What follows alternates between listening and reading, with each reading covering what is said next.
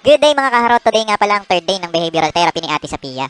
Ayan at maaga silang nabulabog galing sa pagtulog. Inaantok-antok pa talaga sila kaya hindi na namin sila pinaliguan. Malamig din kasi ang tubig, naka-aircon naman sila buong gabi. Mahirap na baka magkasipon na tubo. Naliligo naman sila palagi sa gabi before bedtime. Kaya konting ayos lang at palit ng diaper ay umalis na rin kami. Pati kami ni Mami ay hindi na rin naligo. 8 AM na kasi. Gusto namin ay maaga kami makarating doon. Para pwede pa kaming tumambay at makapag-almusal. Dinala na rin namin ang tinapay at kape sa kotse. Ika nga natin, time is gold.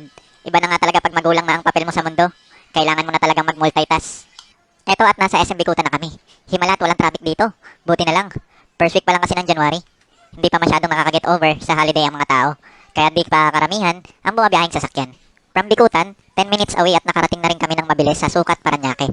Dito nga sa tapat ng SMBF na kung saan ay maraming fast food at restaurants, kung saan kami bumibili ng almusal bago ang therapy ni Ate Sapia. Pero sa ngayon, hindi muna kami bumili ng kanilang paboritong pagkain. Since meron kaming dalang tinapay at kape, yun na lang muna ang kinain nila. Ayan at hanggang dito ay mga tulog pa rin sila.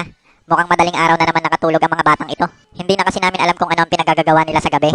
Nauuna pa kami ni Maming makatulog. Dahil nga sa work at pag-aasikaso sa kanila, mga pagod ang katawang lupa namin. Tulog na lang talaga ang pahinga naming mag-asawa. Puyat na sa gabi, maaga pagigising sa umaga. Hay, buhay nga naman. Ayan si Bunso Sky, ayaw pang humiwalay sa mami niya. Dating maaga natutulog, ngayon napupuyat na rin kaka-YouTube. Gumagaya na rin sa ate at kuya. Sakto lang ang dating namin at umakyat na rin kami. Nagtatakip pa ng mata si Ate Sapia. Mukhang nag-a-adjust pa ang mata sa sikat ng araw. Napilitang maglakad paakyat ng hagdan, pero nagpabuhat pa rin dahil sa antok. Ayan, gising na sila. Akala mo talaga ang babait. 10 bata naman ang katumbas ng kulit. YouTube pa more. Eto nga ay gising na ang diwa ni Ate Sapia. Alam niya kasing may therapy siya today with Teacher Char. At pamilyar na rin siya sa lugar, kaya hinihila niya na ang kamay ko para buksan ko daw ang pinto. Happy siya dahil mukhang marami siyang activity ginagawa sa loob. Lalo na kung marami siyang laruan na nakikita at books na bubuklatin. 2 hours later. 11 AM na. At tapos na ang session ni Ate Sapia with Teacher Char. Excited na si Bunso Sky na sunduin ang kapatid niya. Kanina pa kasi yan nagtatanong kung saan na ang ate niya. Kaya nung nakita na niya ang building kung saan nagte-therapy ang ate niya, ay nauuna pa siyang bumaba ng sasakyan. Tapos na rin kaming mananghalian sa tinambayan naming karinderya bago kami bumalik dito. Doon din kami nagpalipas ng oras habang naghihintay kami kay Ate Sapia. 2 hours lang naman kaya hindi na kami umuwi ng bahay. At habang papaakyat kami, ay naririnig na naming umiiyak si Ate Sapia. Ganyan talaga kasi siya kapag ayaw niya pang umalis sa lugar kung saan ay nalilibang siya. Lalo na pag nasa playground kami.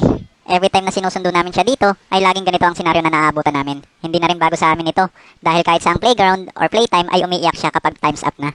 Dito nga mga kaharot ay dinidiscuss na ni Teacher Char kung ano ang mga activities na ginawa nila today. Very good daw si Ate Sapia. Cooperative naman siya sa mga pinapagawa sa kanya ni Teacher.